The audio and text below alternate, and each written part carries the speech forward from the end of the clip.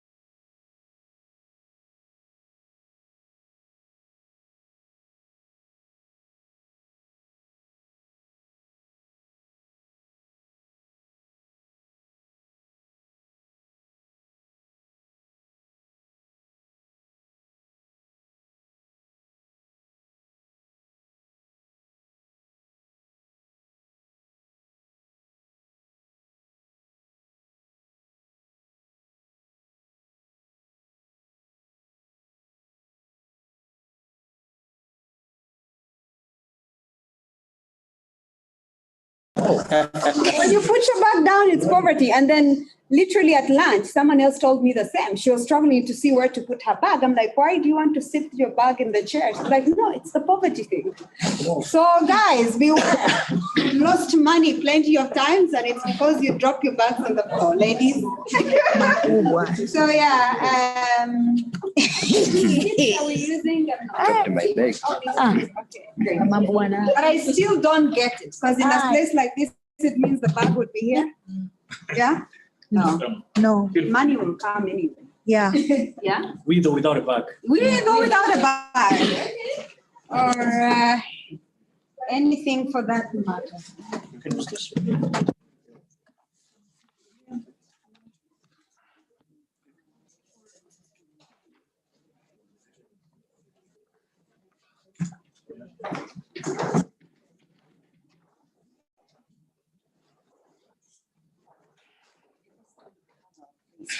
Yeah, Arnold, we have someone who needs a special place to sit for translations. You know, Yeah. Who is that person? This one of Who does the them. translation? Awesome. Yeah, Yes, please do come. sorry. Please do come Yes, in front. yes. And I'll just, for me, I'm very flexible. I'll be moving around. All right. Yeah, I'm very okay. So please do take a seat and You want to go up? no, I will just be rotating. I'm very young and She can sit there. Dada, njoo hata huku hivi. Huku. Yeah, vuta kile kiti pale. Yeah, over there, yes. Hapo sasa unaweza kukaa. Yes, sogea sasa wewe.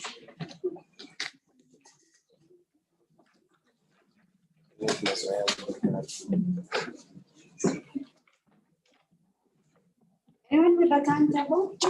I want to look at the Content. book. 52. Anyone would like to be our timekeeper? Mm. Yay! Awesome. So I used to know how to do sign language, and I learned it last year. Wow. No, sign language just for my name. Do my name and introduce myself. Okay. But yeah, Doris was there in that class. But COVID happened and my brains got disrupted. So I'm not sure I still remember that. But it was something around, yes. So I was told that in terms of sign language, you give out something that identifies you, right?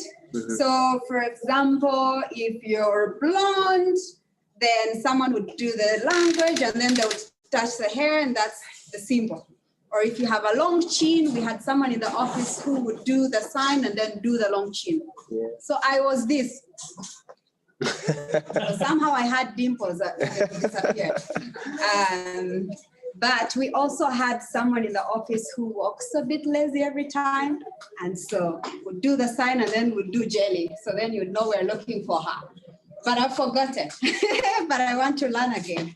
So you're welcome, and we are excited to have both of you here, yourself and Doris, join the session.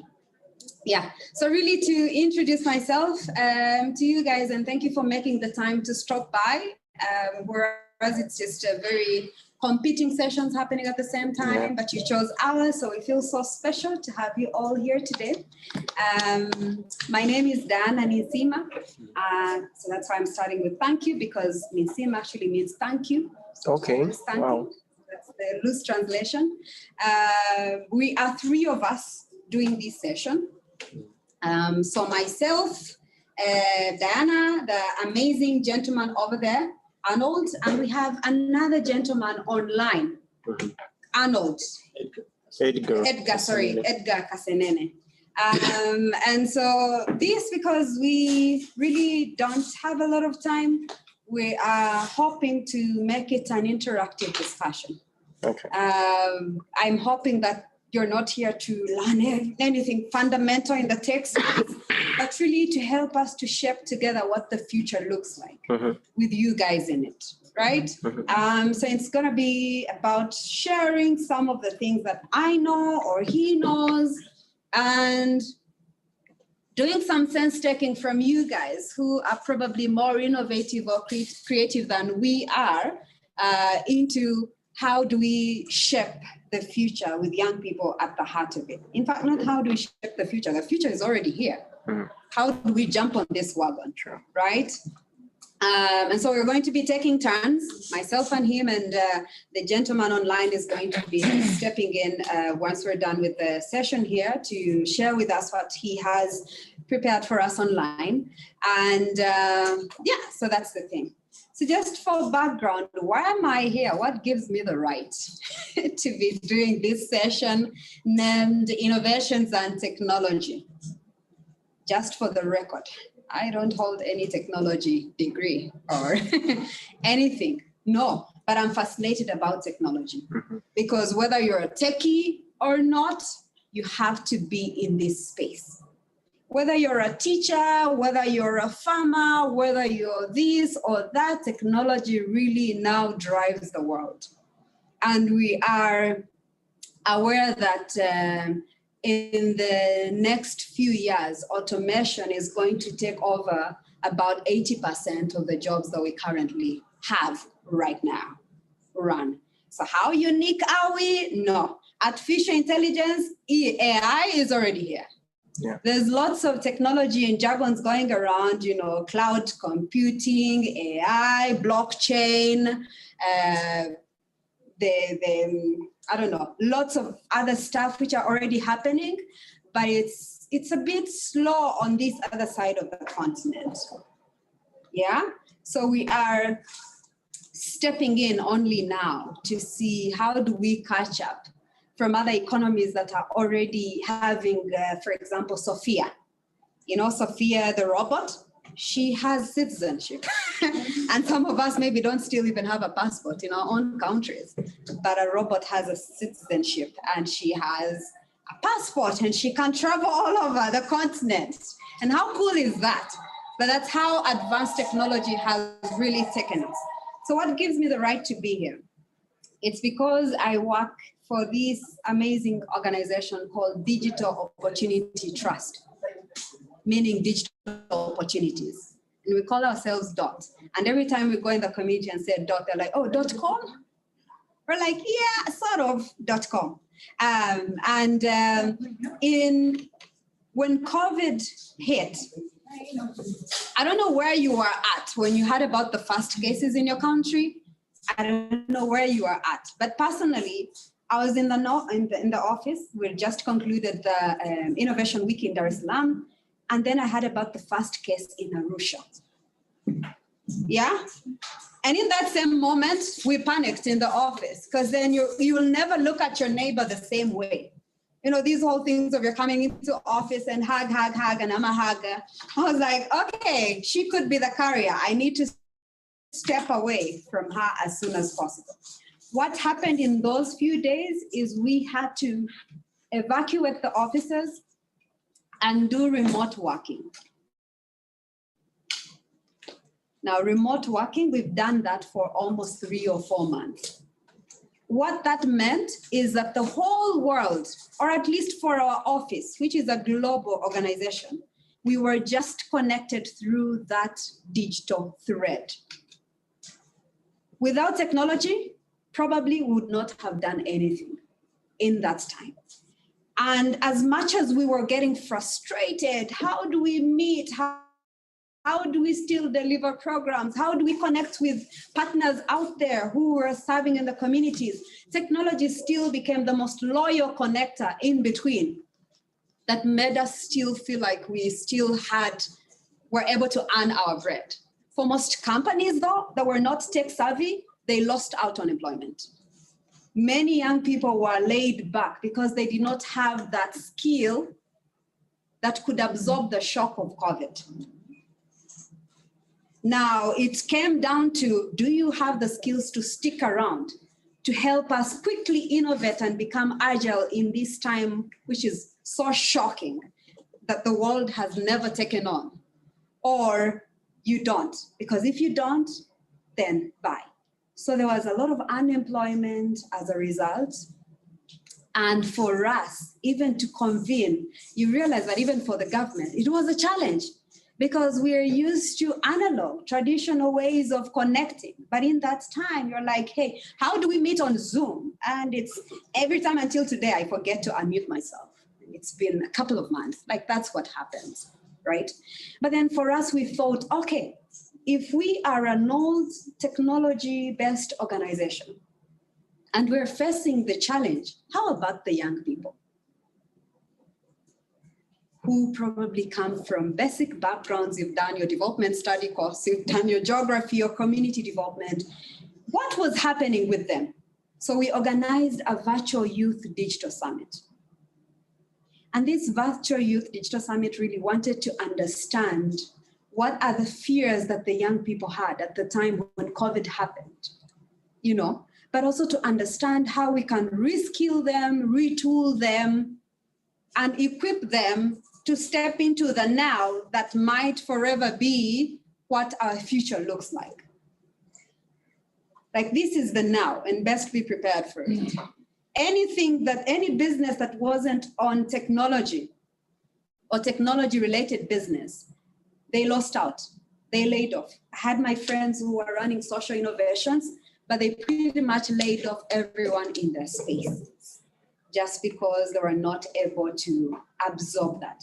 But most businesses that picked up, in fact, there was a survey conducted in Tanzania, I don't know whether other countries did the same, are the ones which were serviced online so that you could still deliver food through mobile delivery and people could order something through an application, that you could still deliver education at the palm of, your laptop or a mobile phone. We had kids at home logging into Zoom meetings to learn. That's what it reduced us to. Yeah, but then again, technology hasn't really been inclusive because there's quite a number of young people who are left behind in a sense that they've never gotten a space where they could learn the skills to really take off in this very fast-paced, moving environment. And so really just to do a sense check amongst all of you. How do you feel now? What is your relationship with technology and innovation? What do you feel is needed to help young people to move into this fast-paced industry? Yeah? So that's kind of like a question, but also to create a conversation around it. I'd be happy to share the report. We learned a lot from people in terms of their recommendations and what needs to be done, but really to hear from you guys, because maybe you lead might be investing in training in the next couple of years. Like, hey, how do we, as much as you lead, create a program that happens beyond the summit to train young people? So I want to hear from you and see what you guys have to say. And I'll pick on the lady first. There, you look like you want to speak. You're smiling all along. Yeah. Thank you. I think to start, I realized that I call it a task or us getting onto the future, like the work on that you have said is the future and it's already here. Mm-hmm. The fact that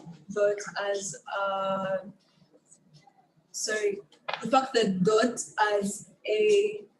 as a mainly digital company also had challenges being able to cope with COVID and going digital almost completely. Shows us how much more we have to do for everyone else to be able to get on board. Technology really, while it should have become a normal thing, something that we realize is essential, for many of us still remains an alternative. We are still very hesitant in actually embracing it and using it and exploiting everything that it is able to do. For example, before now, everyone else felt like digital meetings were, a bit unserious, like let's only do them if we are unable to secure the funds to travel. But then now we realize that they are effective, they get the job done. We do not need to physically meet. We can invest whatever other funds we're going to invest for people to travel, to be able to actually meet and still conduct things as we are. So I think one of the things that we have to still first deal with is realizing that catching up with globalization and being able to keep on moving with the future, like you said, requires us to realize that digital platforms are not just an alternative, are not just something that we can do to be fancy, but can become an essential tool in our everyday life. Yay, thank you. You just nailed it. Yes, please. To organizers, fellow young leaders, good evening. Good evening. I recognize that before Honorable Court, rather than before Honorable, I have a problem, and is there a way which I can raise my voice? Unless you whether- have the microphone. There's a mic? Yeah. Oh, these ones, okay. Yeah. Can I use your student access? Yeah. Just Yes, to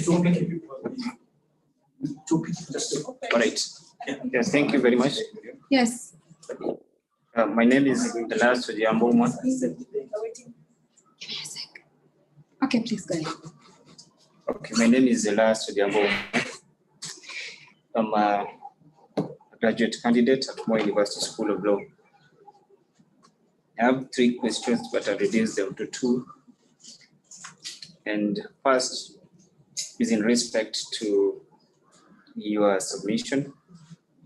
Second is rather preemptive, and it's about the East Africa Court of Justice and the opportunities that it offers. That is, if it will be covered by you.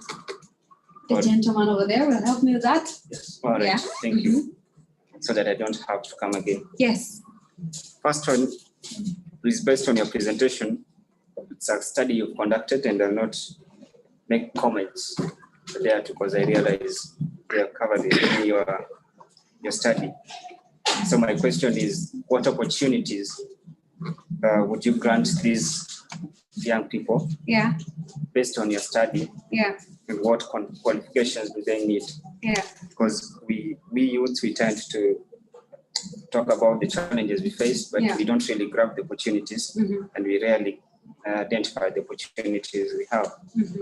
So which opportunities as youths can we get from your study? Second, I dare say, since the inception of East Africa Court of Justice, there has never been students' moot court competition for law students. Of course, correct me if I'm wrong. Knowledge is power. So I would ask, what are the initiatives that the East Africa Court of Justice has put in place to bring on board the students from all partner states through moot courts competition, so that other than being abreast with their domestic laws and how their laws work, they can also get knowledge on how East Africa Court of Justice does its work. I say this because I'm a product of moot court, and I know how important moot courts can be to law students. Thank you very much. Thank you. And I'll channel the 2 questions to the amazing gentleman over there, Arnold, and he will reflect and answer them. And for me, I'm excited that you gave me one of the most easiest questions. Because if you would have said, I need some seed funding, I'll be like, no, we're already out and empty. But this one is, which opportunities can we offer in relation to the study that we did, which is part of the Youth Digital Summit, right? So one is that we used it in a way to learn how we can shape programming for young people. Because even as an organization, while we were looking at advanced digital skills, we were looking at how do we get to do it.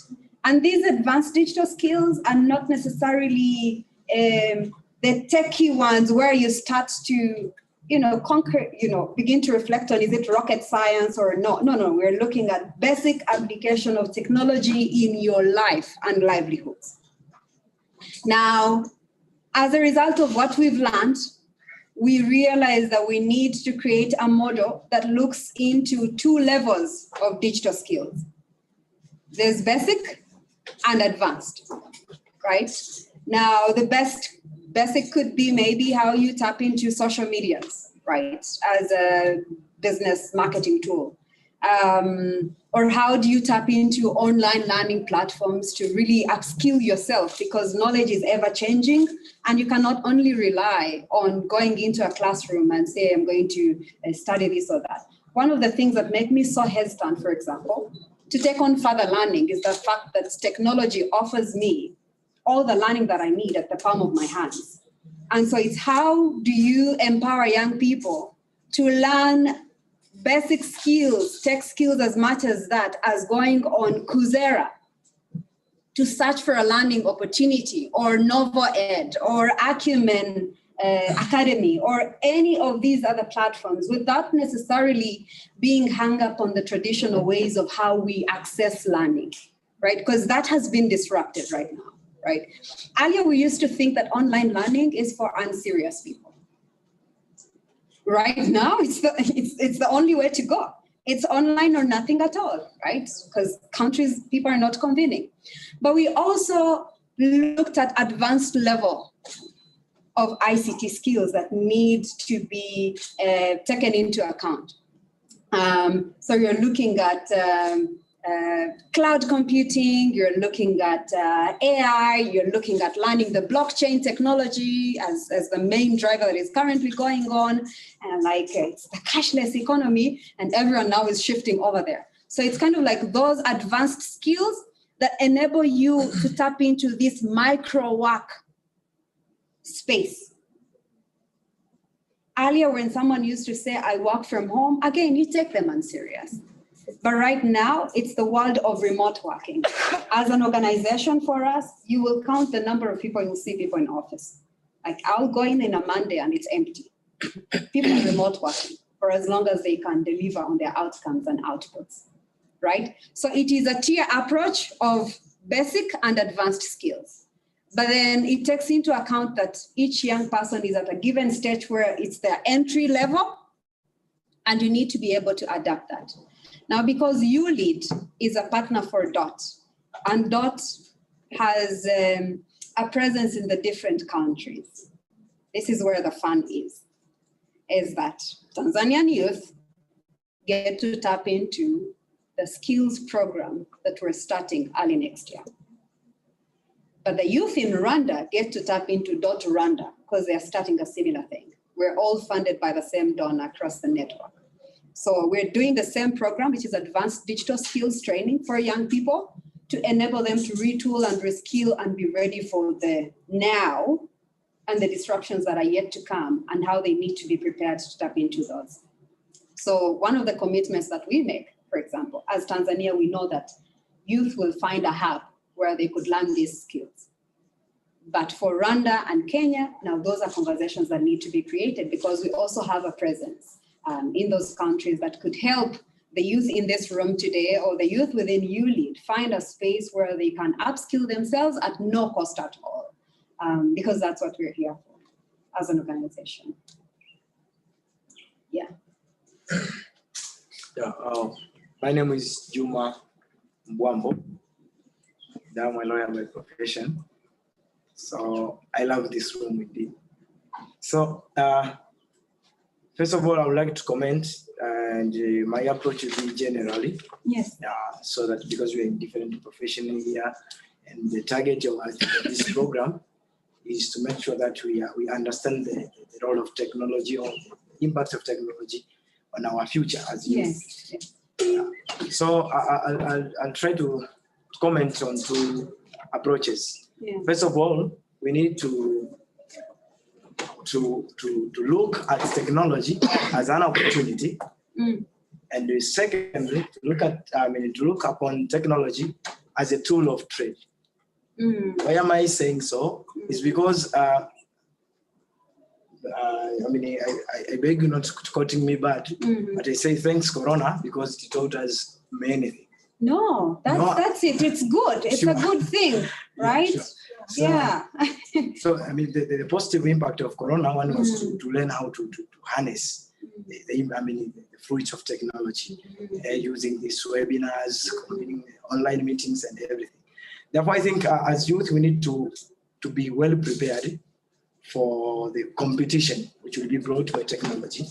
Why am I saying so? Is because, for instance, those who are getting to be professionals in different aspects, I think there is a need to connect our profession heavily with technology. I'll start giving an illustration based on my legal profession. For instance, nowadays in the course of law, including domestic courts, there have been a huge revolution caused by the technology. And I remember one of the judges in Tanzania, renowned, he said one day that the courts should not be ignorant of technology. So you can see nowadays, even the courts of law, the modality of examining witnesses, the process of tendering evidences before the court of law have changed. Now we can take even the video evidence, we can take the audio recorded evidence, something which back to 10, 20 years wasn't there. So I think we need to really focus on technology and take it as an opportunity. Yeah. And the second, as a tool of trade, I'll comment that we need to take our time really on ourselves. As you have said that there are two ways. There is a basic skills in technology and there's advanced. At least you should get those basic skills by training ourselves, be conversant with using computers and everything. So that's my comment. Thank you. And necessity is the mother of innovation. So COVID came, disrupted.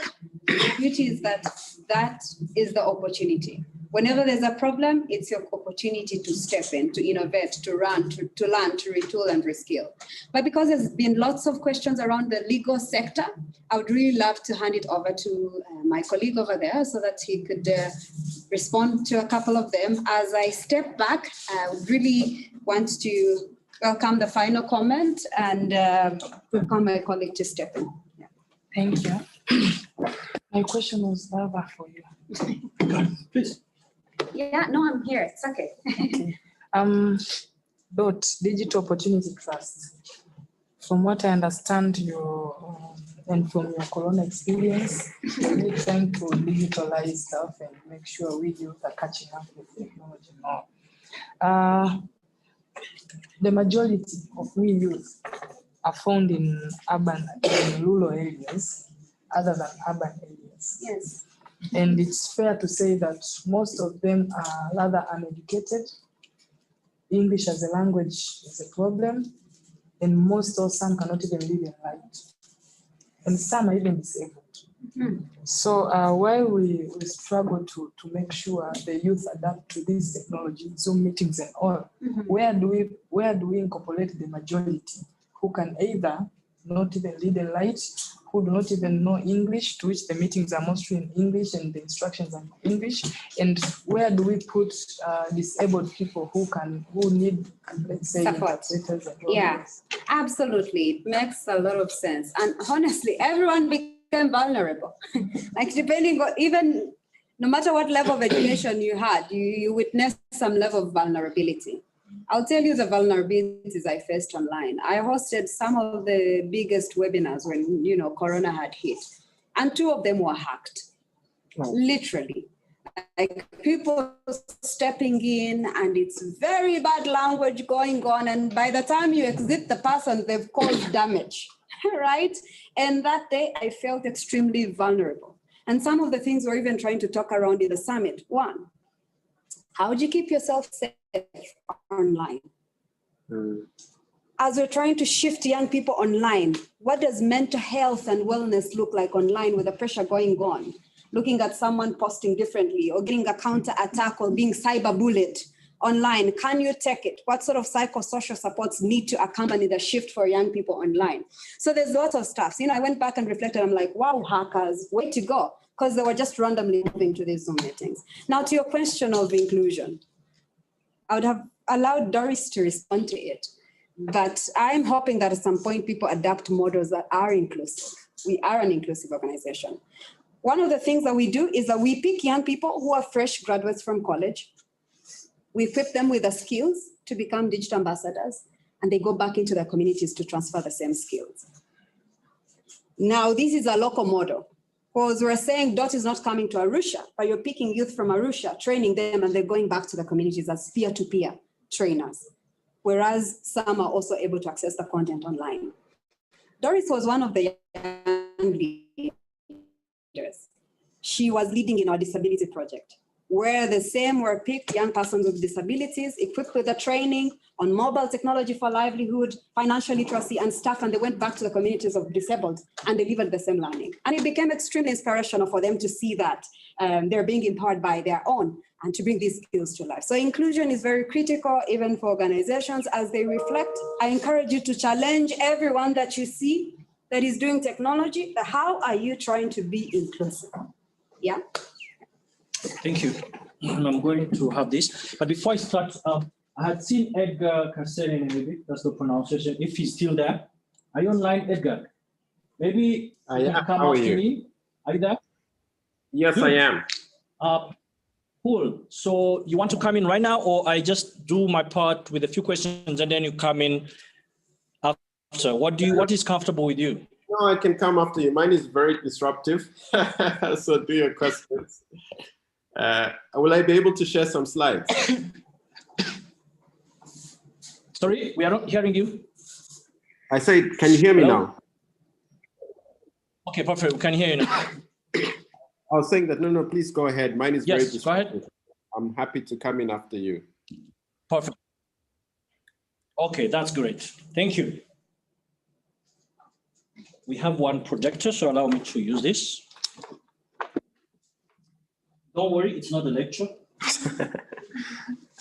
And it's interesting how I want to look at part of your question and the other gentleman's question in a presentation or in a talk, because my part talks about courts of the future.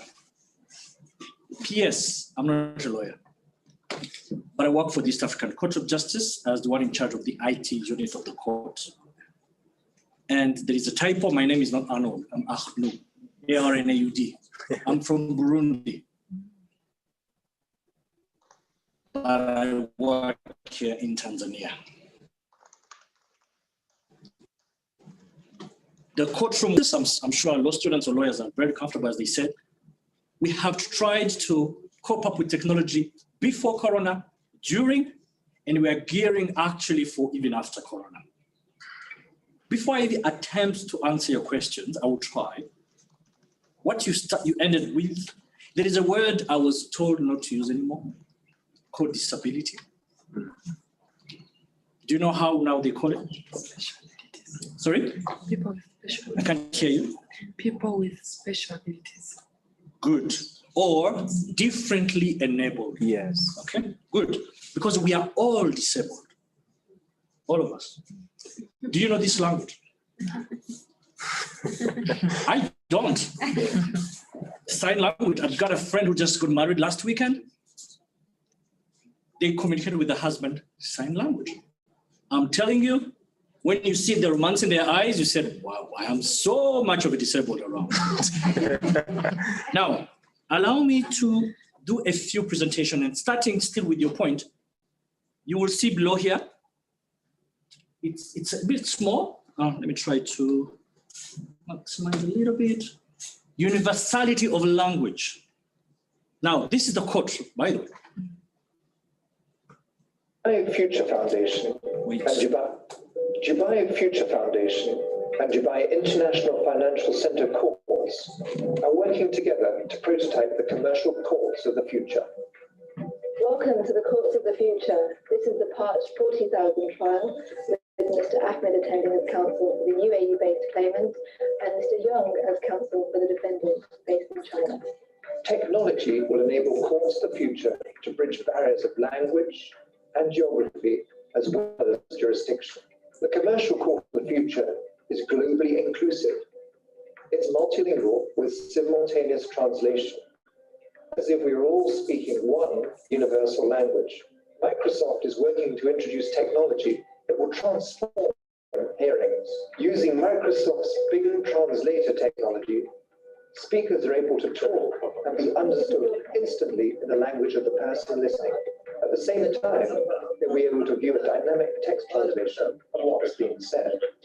This translation technology, created by Skype, will allow cases to proceed in any language, anywhere where there is an internet connection. Universal language. It's just one dimension of the courts of the future, hyper-connected, linking multiple jurisdictions, and globally interlocked with e-commerce and digital platforms for ultra-rapid settlement. Now, we are in this presentation. I will not bore you with any presentation, no slides, nothing. Because my question, we've been talking about future, future, future. And it's as if we're equating future to technology. A question for next presentation, or as you're still here to think about, is technology the same as future? Or is the future technology? Think about it. In the answer, put yourself, your name, Arnaud, between future and technology. Where do I stand? Am I in the middle? Am I in the corner? Am I somewhere? Where am I? Just to trigger your thinking. Don't be afraid of thinking. I'm a Christian. I'm not saying at times I question my faith. I do. Without conflicting the faith, but I question. Because some things I don't understand, I want to understand. Some people are offended, but you are young. I am young, not as you are, but I feel my friend, we're almost the same age. But yes. We're not, you know, we're okay, men, we don't have a problem with mentioning our age, but we're young people. If we are not allowed to think, that's what they say, outside the box, then who will? Okay, so the question you asked, the language barrier, technology will and is fixing it. Already there is a system which does that. Do you know that you can do the same with the WhatsApp? How many languages do you speak? Only 2 languages. 2 languages, that is? Swahili and English. Swahili and English. Who else speaks another language which is not English but international?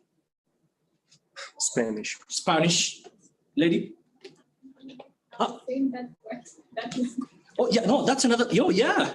Because the universality of language is a language. We will get there. Okay, all the languages you speak. Have you ever tried with Spanish? Speaking in Spanish on a WhatsApp message, it goes in English. Yes. I've done that with French. So the question we might be asking ourselves, how about our vernacular languages? It's a different topic for another day, but there is a forum for such activities. Already, do you know there is Microsoft Word, Microsoft Office, Swahili version? Yeah. Did you know that? Who knew it? Perfect. Are you using it? I was using it. But so you're using it. Well done. I'm sure you're like 1 in a million who uses it. There is already one, but we're not even using it.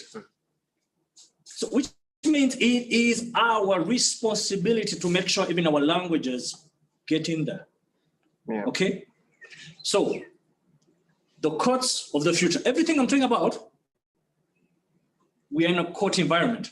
At times people think the court is only for the lawyers. What am I doing here? And do you think lawyers sue each other? Is that what you think? No. They represent us.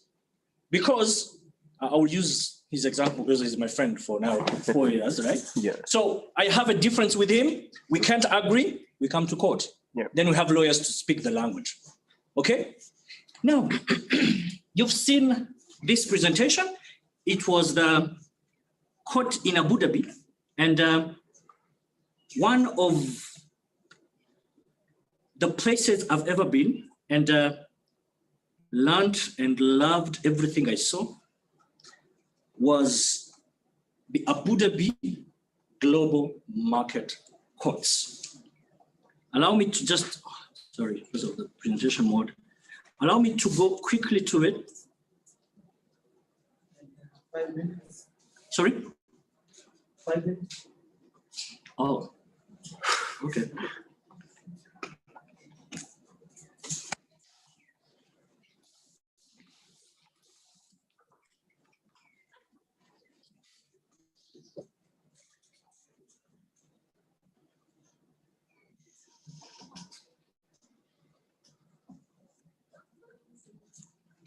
With the 5 minutes I'm told I have, I don't know whether I'll be able to get the right presentation for it. I just wanted to show you the code, which is, if you Google it, because that's the beauty now with internet and everything, you Google Abu Dhabi Global Market Courts, it's the first ever 100% digital code, which is paperless.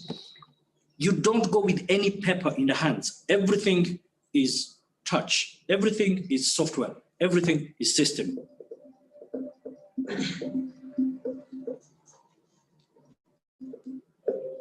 Into a thriving business. I just want to show you the whole thing. The large concentration of institutional and private wealth and several of the world's largest sovereign wealth funds.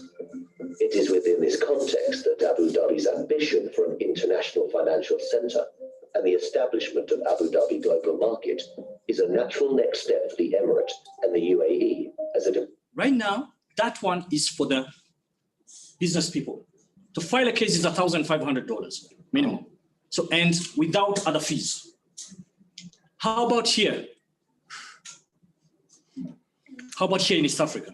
Wow. How about East African Court of Justice? How about Kenya? How about Uganda, Tanzania, Rwanda, South Sudan, Uganda?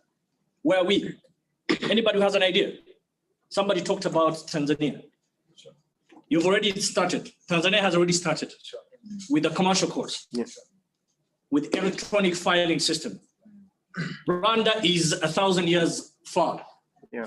Everything is online. Yeah. You file your case online. You pay everything by mobile money. So far, what they don't have is video conferencing for quotation. Kenya is already doing a case management system. Uganda has just passed a bill and they got the money, a couple of millions of dollars to start. So countries are moving. Let me tell you now, for taxpayers, who pays tax here? We do. Not everybody gets income to pay tax, sir. Anyway, those who pay taxes, this is what your money does. Mm-hmm. I've put something very funny here. This one is our newly acquired gadget. It's a beautiful baby. Wow. What does it do? This is the courtroom. I have a server, I have cameras, I have microphones. That's all I need for courtroom right now. You tell me right now we have a station where? Singapore. Help me here for a second. He's going to assemble it and you see how I'm going to travel with this. To Singapore. Not even a suit, I put it up there. This is what we've just acquired right now. Because yes, after COVID, now I've started with the end. With COVID, I'll tell you where we are. After COVID, we expect things will go back to normal. When they go back to normal, we've got cases of people who are in prison. How do you get them? You find them where they are. Right now, the courts of the future is an ideology coming through, but also it is connected to what we call courts, this as a service, not as a physical place anymore. I'll tell you why. Courtrooms are now a service. It's like M-Pesa. We all know that, I'm sure. Now, courts are heading to being like M-Pesa. Has anyone been in M-Pesa's office? Anyone? We don't even care. Okay. Yes, few. How many are you? We are, very few. And we don't even care whether they have an office or not, as long as I do what I want. Thank you. Imagine this is a courtroom. This is a court.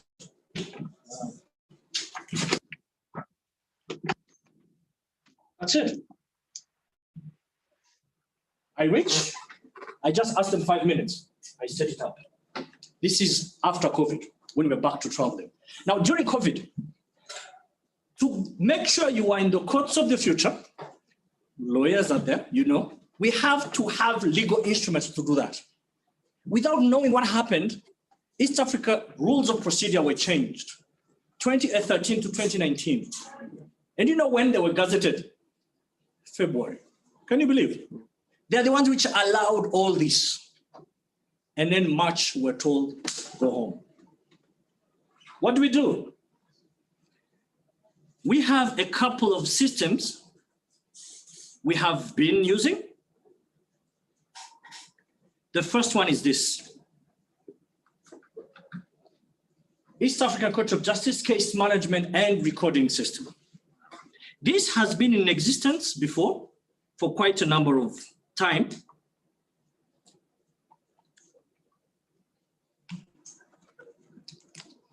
And I won't go any further because these are real cases. So cases are in here, and these are real cases. Okay? So how we started before, lawyers or litigants will go to the sub-registries, that's the offices in the partner states, with their document and file cases.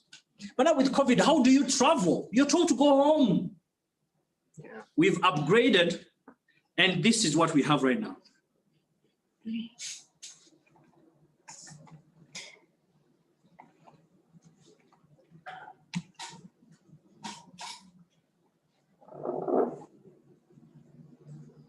This is a dummy, don't worry, so I can show you.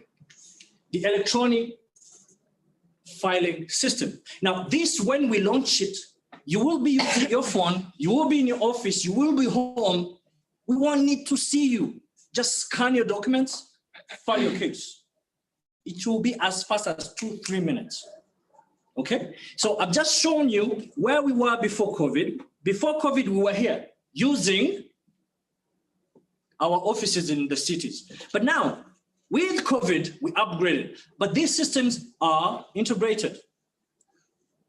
They talk to each other. But now, this is not enough. You file your case, okay, what next? How do I appear in court? We said, okay, hold on. I'm going to share another video with you.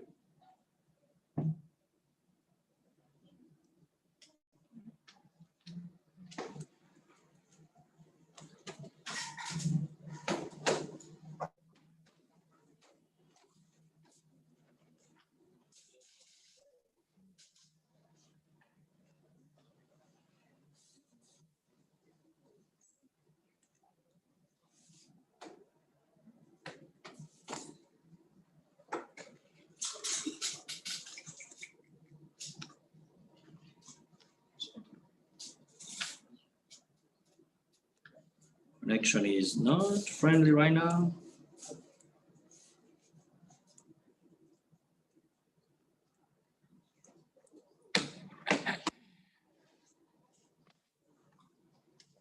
Okay, I'll just fast forward because I wanted to show you how we start. On behalf of Mr. Byung Ko, the Consul General. My lady, both parties are ready to proceed with the scheduling conference. Thank you. This is the East African Court of Justice session. We did receive. And this is today's session. It happened. And made a number of corrections. The lady justice, she's in Uganda. The guy next in the middle is in Burundi. The judge on the other side is in South Sudan. The clerk on the corner is here. Donde is here. These are 4 countries, and we're in session. Lawyers will ask for evidence. We do share evidence, everything here. So far, as you saw, you don't need anything, you just show evidence up there. And, you know, don't worry, you're not breaching any laws because all our cases are public of interest, so don't worry. This is not something secretive, but this is live. It's not a You need thing to lie. state clearly the So, remedies that you're seeking for the court. Some people might You know. can please The reproduce courts it of the in such future a with way. evidence and There is a statement that reads, for the reasons above, the applicant seeks the order's prayer. with the way meticulous they are, nowadays with Microsoft and other systems, you search video with words. You can't say, okay, I just remember somebody said,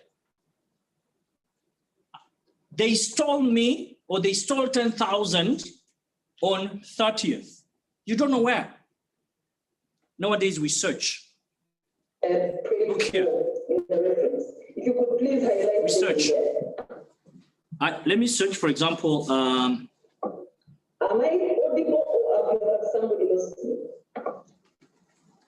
No, my lady, you're audible. So I'm searching where they said my lady. You can go to the respondent. I go to that time. Point in time with evidence. And with this, we have also transcribing.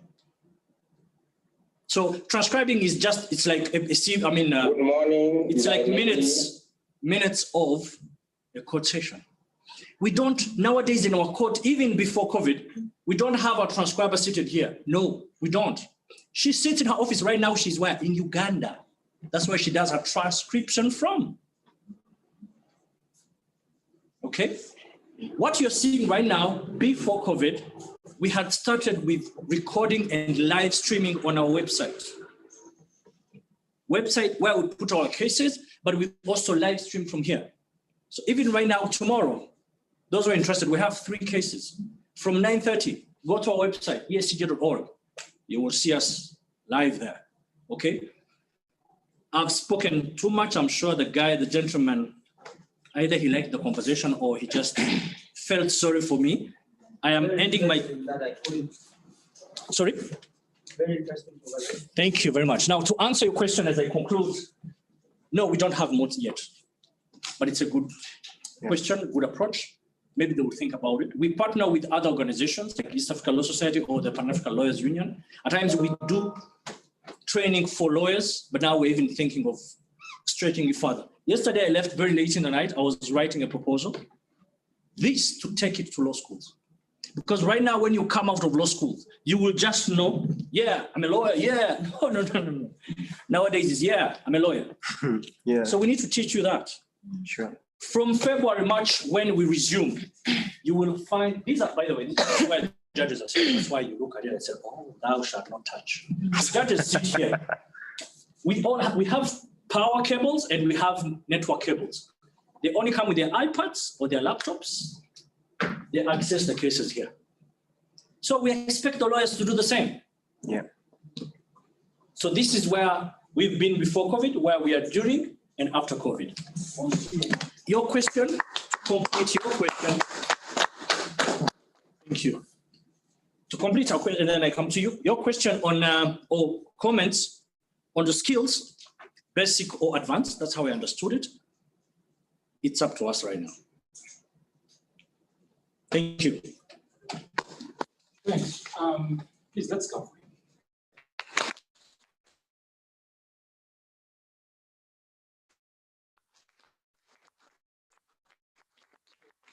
I'm going to share with you to encourage you to take this conversation that we just had seriously. Underline this, regardless of your profession. Yeah. It's clear to me from this presentation that we have to collaborate across professions. These innovations, coding, this and so on, are not known to lawyers, but they are known to people in IT. So if your friend who is an IT expert developed something, they have helped you as a lawyer. But how can you help them as a lawyer? We know things called patenting. So what's your name? Ellie. Ellie. So if Ellie develops something like this, you guys can name it and register the name Ellie so that every time that is used, she earns from it. So do you see 2 collaborations from an IT person and a lawyer? And we can think about it even in medicine, mass comm. So I'd like to encourage you to do that. However, you must invest in knowledge. I've been telling young people, I'm also a young person, that I have a personal policy of reading one book every month. We're moving in an age where knowledge is everything. So how much do you know? And books are now free online. So please read and build your knowledge. And don't read with it, I'm an IT person. Do you hear how he submitted? He spoke like a lawyer because he knows these things, registries, filing cases, courts, summons, and so on, you know? So I would encourage you to read broadly so that you can collaborate with others to build. Lastly, yes, wherever you are, there's something you can offer. In the organization where I work in Southern Africa, my friends and I, we have old men and women in the office who had no idea. Microsoft Teams, Zoom, it was just trouble every time we tried to hold meetings. So we said we are holding, as the young people in the office, we are holding trainings for the entire office. We're going to start by training HR. We want to learn, what's this Zoom thing?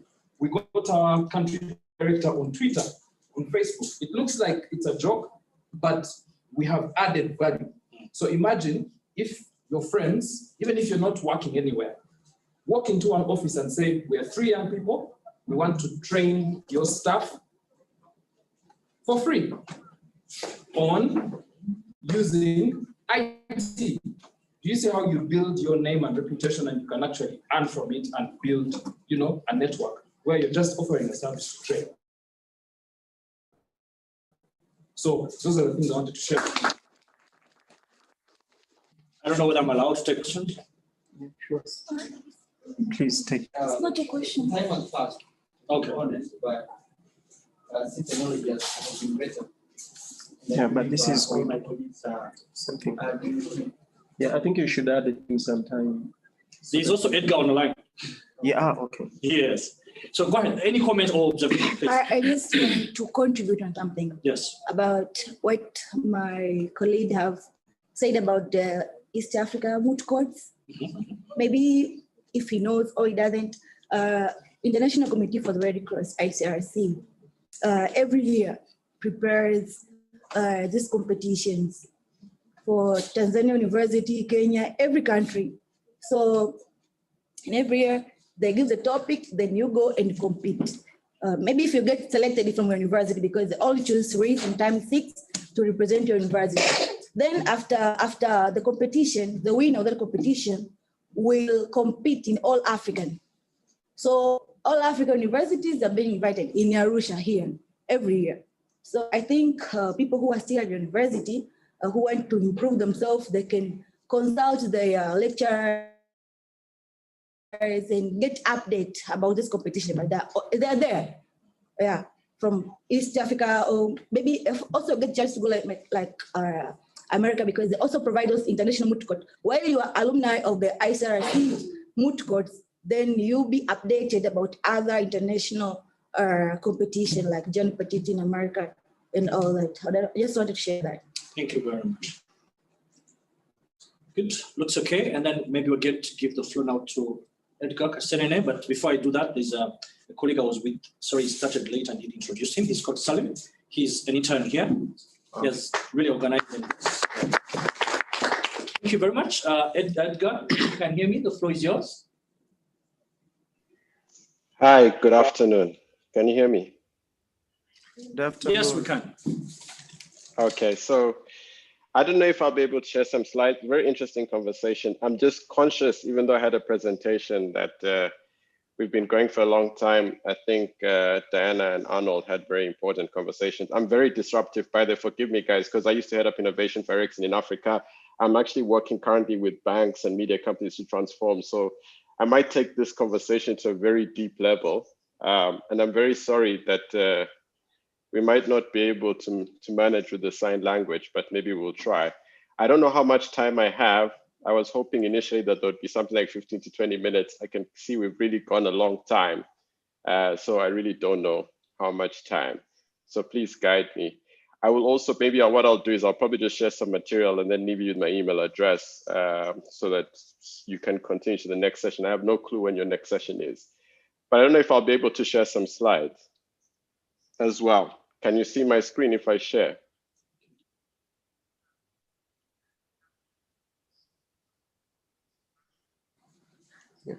Yeah, hold on. He's going to do that.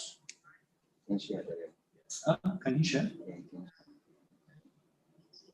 I'm sharing my screen, so I don't know if you can see it. Yeah. Huh? Now we can see it. Okay, I'm going to go very fast because of interest of time.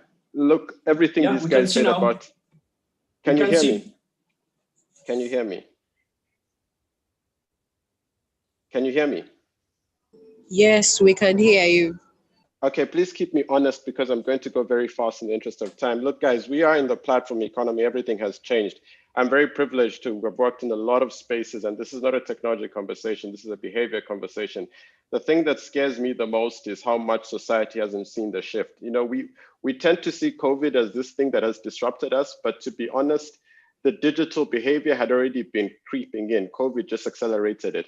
I've been very privileged to work in so many institutions. And before I left Ericsson, before my current role, I was heading up a software company after I left Ericsson. But I can tell you one thing.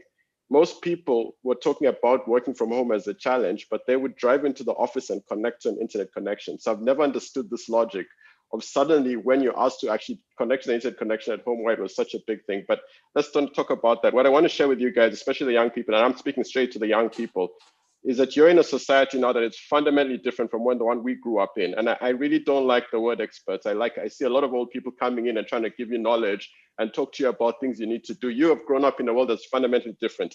First of all, I think a lot of the themes have been touched on. So some of the stuff I'm going to share, I'm going to really run, and it's really disruptive. But let's be clear about one thing. The internet has fundamentally disrupted modern society. It is the central nervous system of our lives. Here's why. Every single model we had in modern society was built around knowledge and expertise. The industrial era was built around building products. It was built around economics of scarcity. All that stuff started to get shattered in the last 10 to 15 years, especially accelerating the last 5 years as the internet became there. I think people like Diana talked about it. Look, people like Arno talk about moot courts and their IT people. I'm working with 2 banks in Uganda, the biggest banks, to work with them on digital transformation. I've not spent a single day in banking. It's about customer, it's about behavior. Let's start with the knowledge part. Let's be clear. You ask people to come to talk to you about expertise. There is nothing you can ask me. And in the next 30 seconds, I won't tell you. I'll simply open my Google app and I'll tell you. We had a big sign in my previous software company. Don't tell me you can't solve a problem if you haven't Googled. Google searches go up. The traffic on Google searches go up 100-fold every month, 100-fold. We're an exponential explosion of information, and everything modern society was built around the fact that this dude is in this room because he's an expert.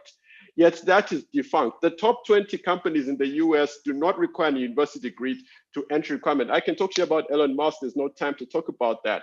Elon Musk was recruiting just recently. So I'm just going to share a quick thing. He sent a tweet last week that he was recruiting in Berlin. Somebody said, oh, look, I want to apply. He said, I'm only interested in people who can solve problems. Send me your CV. No, send me the hardest problem you've solved. And then someone sent a tweet back to him and said, hey, Elon, is this only for software and stuff? He's like, I don't care if you went to school or even where you went to school, or if you went to school. I'm only interested if you solve problems. This is the point, guys. We're in a world where knowledge is now a commodity. Information is ubiquitous. It's been democratized. I heard somebody talk about the US. Kids, guys, I want to be clear to you. The internet is the same in Dar es Salaam as it is in Silicon Valley. So we need to start to get out of this debunked thing that I need to go here to get this. I need to go here. Everything is in front of you. The biggest thing, an asset in modern society today, is putting people online. We'll talk about that in the middle. Local and linear, that's how the world existed. Everything you know about your society was like you're competing. Banks thought they were competing with legal system. Lawyers thought they were competing with other companies. You talk about the platform economy, and I'll touch it in a second. We're all in competition for attention. WhatsApp has Mark Zuckerberg announced yesterday that in India, they've been verified to do WhatsApp Pay, and they're integrating to 140 banks, significantly going to disrupt banking there. Amazon announced last week that they're going into pharmaceuticals. So what happens in most people in Uganda, they go straight from Google to the pharmacy. What will happen now? They'll go straight from Google to order the stuff online. How many people do you cut out? I'm working with a media company in Uganda. If I ask you guys, when was the last time you bought a newspaper? No hands go up in the room. Then they start to complain that these media companies are dying, including SABC in South Africa. Yet where are you spending all your time? Where are you getting your news? Twitter, Facebook, WhatsApp, Instagram. I spend time with these guys saying you're not being disrupted by Monitor or Vision or Independent or East African or Nation Media. You're being disrupted by Facebook, Twitter, WhatsApp, Instagram. We're in a world where our information is coming to us ubiquitously. We're in a world where platform companies take attention.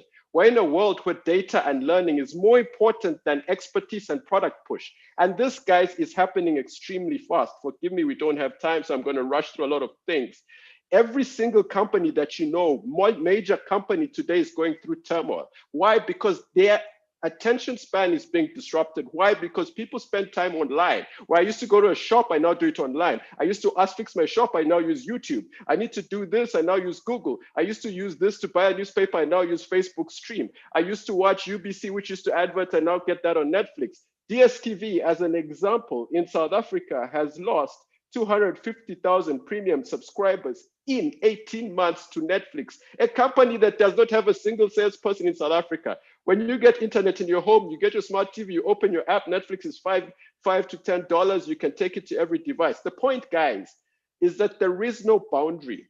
The point for young people is not about looking for a job, it's about solving problems. The point I'm trying to stress is the platform models are here and have accelerated. I hear people saying things like, oh, we need to embrace technology. Are you kidding me? We're long already in the technology age. Like, I have been working from my laptop for the last 5 years. So when I hear people saying, and I'm sorry, guys, I'm in a disclaimer, I'm an exception to the rule. But when I hear people saying that, oh no, this is so hard. People used to drive 50 kilometers to an office building to plug their computer into a LAN. And then they start saying, oh, COVID has disrupted us. Yet the LAN just gives them access to the internet. And then they start sending emails and doing conference calls. That is not, everything it didn't change. It was already here. And models are not going to slow down. You will lose if you're a modern company thinking that you're in competition with the guy next door, that you're going to be in competition for attention. This is clear. And this is where the shift happens. The shift happens because our entire DNA taught us to go into a box. You know, Arnold talks to you about don't look at boundaries. Everybody talks to you about innovation. Do you know what? The next thing you do, you celebrate because you've got a degree in engineering. And what you go and say, I'm looking for a job as an engineer. Are you kidding me? Are you really kidding me? Everything is online, literally everything. When Diana talked about Coursera, I smiled. Do you know how many free university programs are online? Do you know how irrelevant it is to put a 6-year-old kid in a school today where somebody's going to tell him the capital city of Tanzania is Dar es Salaam or Dodoma, and yet he had spent his whole weekend on 50 TV, 300 TV channels, on YouTube, on Instagram, on YouTube, on Google. He consumed more knowledge than the teacher has consumed in his entire lifetime. And we're constraining people in a world that is ubiquitous using an old model. It has to stop. It has to stop. This is a world of continuous learning. There is no boundary. There is no modern company that is not being disrupted. We talk about jobs. Give you some statistics. I'm from Uganda. 400,000 people, young people, come out of high institutions of learning. 400,000. Tech universities, technocrats, colleges, blah, blah, blah, whatever you call it. Do you know how many jobs the economy creates? 10 to 15,000. Where do you think 385,000 people are going to go? And then people start telling you, like politicians, that these young people, they should be patient. Why are they angry? They're frustrated. They have no opportunity. And here's the problem. This same country can just put all those people online, give them access to those tools, teach them how to use data. And by this is not even about coding. Let me be clear. But I'm not even telling you to learn how to code. Most technology programs are going to evolve all the time. The point is getting to a mode where you know that it's about value creation. You can create value. Africa is the youngest continent in the world. Let me give you another statistic, guys. Do you know why last year every single major CEO of every big tech company was in Africa? Mark Zuckerberg, the Twitter guy, had actually planned to spend 6 months here before COVID happened, and then COVID happened.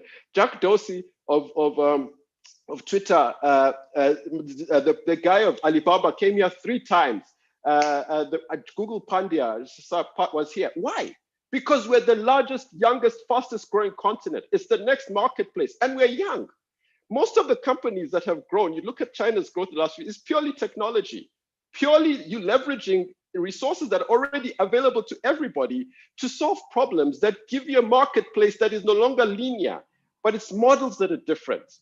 And we're having the wrong conversations. You're still telling somebody to go into a fixed linear model, which is telling him to get a fixed set of skill sets. And as soon as he comes out, the companies are saying, no, I don't want knowledge. I want learning, curiosity. These things we're not trained for. Businesses are not even training for you that. They give you a job description because the modern society is still built around the industrial era. We have to flip that model fast. Guys, I'm going to tell you, I'm not just passionate. Today, this is what I do. I work with companies. Half of the companies you see here, they're not telling you. They're building new incubation hubs. They're building these startups because the entire model is being disrupted. You don't compute this to behavior. The internet gives us choice. Cloud computing, we take everything we are. These people are using artificial intelligence and machine learning, are significantly changing how we consume products. Simplicity, convenience, choice, instant gratification, value, shared value. How do you think you can get a kid to pay for a newspaper when he can open Facebook and get the news for free? First of all, he won't even go and buy the newspaper. Average age in Uganda is 16. 80% of the population is under 30. We're still talking to them about industrialization and building factories. 90% of the factories in the companies that we use are automated. We're not talking to them about learning. We're not giving them access to the internet. We're not putting in place platforms for them to learn stuff. We're not putting incubation seed money so that they can try things, experiment, learn quick, and fail quick. There is no success in agility and innovation without failure. I work with these models every day. I'm sorry, I'm very passionate because we do need to get to the end and there's not enough time and a lot of the concepts were captured. This is a world of learning. Let me be clear, not expertise. And everything you hear people tell you is easy on paper, hard in reality, because the school system doesn't allow you to do that. Companies are built for innovation, efficiency and compliance, structures, job descriptions, yet they're telling you to think outside the box. People want results in one day. The leadership structure is based on hierarchy, not impact. Stop it. I come here to talk to you and I'm 42 years old. I can tell you in the last 2 years, I learned more than the previous 40 years. I used to be an executive in Ericsson, head of innovation and emerging business. It was a failure, complete failure. We couldn't innovate because every time you tried to do something, this department would complain, that one would complain, power and control everywhere, people's egos. The companies that are winning, do you know what they do? They learn from your data every day. I'm working with a media company in Uganda. I can't tell you what we're doing, but the only thing we do is we try stuff every day. We know we're in competition for Facebook. We don't say it. We know we're in competition for attention. We don't say it. We know we're not trying to monetize content. We're trying to use content as an enabler to keep a connection, and we're going to create secondary models. We don't say these things because people are used to selling products, not solving problems. When Elon Musk said, I am looking for problem solvers, when the top 20 companies in the US have removed their university degree, I want to cry. When people still go on LinkedIn and post a degree, and then they go and look for a job for 3 years, because we were in a world where knowledge was scarce. And it was important to have a degree because that knowledge was limited to a linear path. It is not. You sit in a room and you listen to a 50-year-old guy telling a 16-year-old kid what to do. That kid has been on 50,000 more platforms than this guy, has much knowledge, not experience, knowledge. When I worked in Retro, I would go to Uganda and speak to CEOs. We had 19, 20-year-old teams, innovation teams. I'd come back and talk to kids in South Africa and say, I was the CEO of Stanbic Bank in Uganda, I want to build an oil and gas platform. They would take 1 week to build a prototype. They would use Google, they use Instagram, they use Facebook, they'll do a profile on people, all using the internet. I would take a prototype back to Uganda, and the CEO would look at me and say, this is amazing. He would think I was stuck in an R&D lab with professors, young kids. The only reason you guys can't do that is your minds are still constrained. You're looking for a job. You're looking for somebody to tell you. You have the world's resources, literally the world's resources at your fingertips, and you're not using them. Because we were taught to look for an answer. We're taught not to ask questions. Start solving problems. The kids out there making money, changing the world. You look at Africa, so young. The internet is the same. I smile. Most media companies are dying. I see SABC was doing something. I'm like, stop trying to taxing these guys. Start creating your own Netflixes and Instagrams and safe borders and all these worlds. The platform economy is real. It's not built on philosophy. It's built on the concept that you understand the user problem. You use data, you learn, you experiment. It takes time. It is continuous learning. It is not expertise. This is not a conversation about tech. This is a conversation about minds. Stop it. The companies that are creating value, 90% of the value is created by 2% of the companies. All of them are doing the same thing. using your data, learning from your problem every day. You will never hear Mark Zuckerberg talk about AI. He says customer. You'll never hear Jeff Bezos talk about AI. He says customer. But every other modern company, you'll say, we are going to use digital transformation, because they don't know how to learn. They think they can force a substrate in a world where the user has choices. The internet moved the substrate to the user. The user has choices. There is no command and control. Nobody can switch off Twitter. Revolutions are happening in the world because young people are becoming more empowered. My message here is for young people, no one else in the room. Wake up. Stop looking for the answer when all the information is at your fingertips. I smile when I hear Arnold talk about staff. Do you know how many companies I am working with today? My degree is in electrical engineering.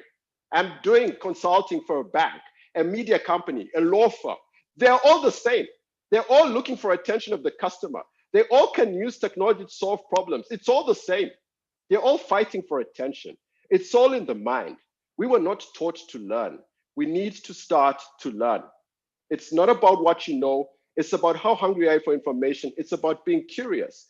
Unfortunately, our education system, our societal structures didn't prepare us for this. The hardest thing I've seen in all my engagements with modern organizations and leaders, and by the way, guys, not even about them, even me, the things that I saw that I struggled with was letting go. Letting go. That's all. And as soon as I let go, the world opened up. In the last 2 years, I learned more than in the previous 20 years of my career. I am in this room not because of expertise, but because of purpose. Not because of my degrees in engineering, but because now I can see value. And that's the thing for you guys. Figure out what you want to do, learn, be hungry for knowledge, use the internet, use the resources. It's all at your fingertips. And I'm very clear, this is not political. The leaders you're looking for grew up in a world where knowledge was scarce. They understand linear models, not exponential models. You don't need to be like them. You're in a world where information is ubiquitous. We learned how to read and write. Our first book was going to the library. By the time you speak to a 6-year-old kid, he's probably consumed more information than a kid who is 40, and yet you're still trying to constrain him because that's what the model taught us. That's a flawed model. Every model where they're creating value, they're asking people to be curious, to learn.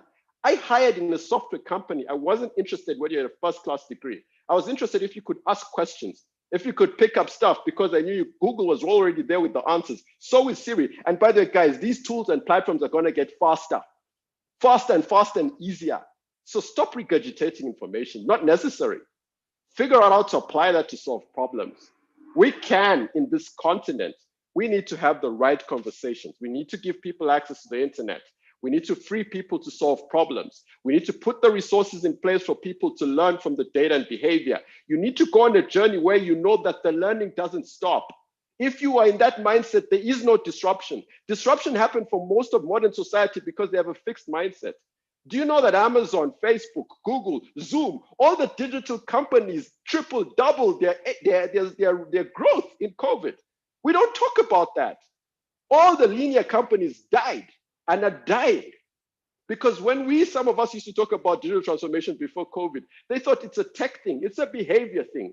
You're not on my smartphone, you're not in my life. 16, average age in Uganda, 30% and 80% under 30. Guys, let's have the right conversation. Go on a learning journey. I have to stop there because I am conscious you have been in a long session. I will probably not take questions because I will share my material and you can do it. We can have a conversation another day. Dan and Arnold touched the right points. Mine is a clear message to you guys. Stop looking for a job. Stop looking for the answer for the guys who are 30 and 40. Start creating your own value. They don't have jobs to give you. And that's when Amazon is creating 10,000 jobs in South Africa and saying you don't need a university degree. You go and ask Standard Chartered how many jobs, and all the employees are panicking because they're using automation software. And you're going to go and call the CEO of Standard Chartered to call you to address you as an expert. He grew up in a world where the models were linear. The models have completely changed. I am not mincing my words. I am not sorry for saying this. I have worked with companies. I left Ericsson when we had lost 90% of our headcount in 5 years. But leaders are so interested in sustaining their power, not talking to you about the real things. I can't do that, guys. I can't. I cannot not leave young people to go out and free their minds. You do not need old people to tell you what to do. Harrison Ford said it well. We are letting down young people. The only thing we need to do, give them the tools and get out of their damn way. That's my message to you. You have the answer. Back to you, Mr. Chairman, on moderator. I'm very sorry I was intense. Not a lot of time to have a conversation. And you guys have been a long session. Please, can I request stand up, really, because it's impressive. And show you how I was already, I'm impressed. I've already sent you a friend request on LinkedIn. Yeah, look, I'm not a fan of LinkedIn. I'll tell you why another day. I'll accept it. I do accept it. But I'll tell you another day why I'm not a fan of LinkedIn. I'm sorry I rushed. I put my email address there. This needs at least an hour for proper conversation, only because I've been working with companies for 2 years, in a lot of sessions for 2 years. I know how hard it is. I don't know how rushed it is, but I had to rush because you guys have been there for 2 hours. Everything has changed, everything, and it's not going to slow down. Thank you very much. And we've taken your contacts. Indeed, I hope this is just, food for thought and provocation. Thank you very much.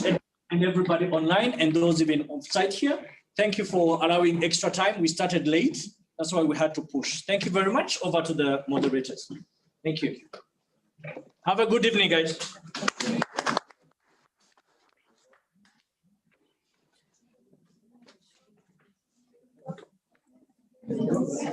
So the vehicles are waiting for us. Get a good photo. Okay. There is one down there. Yeah, okay. Done. Well, thank you so much. Oh, thank you. Appreciate it. Thank you. Appreciate it. Yes.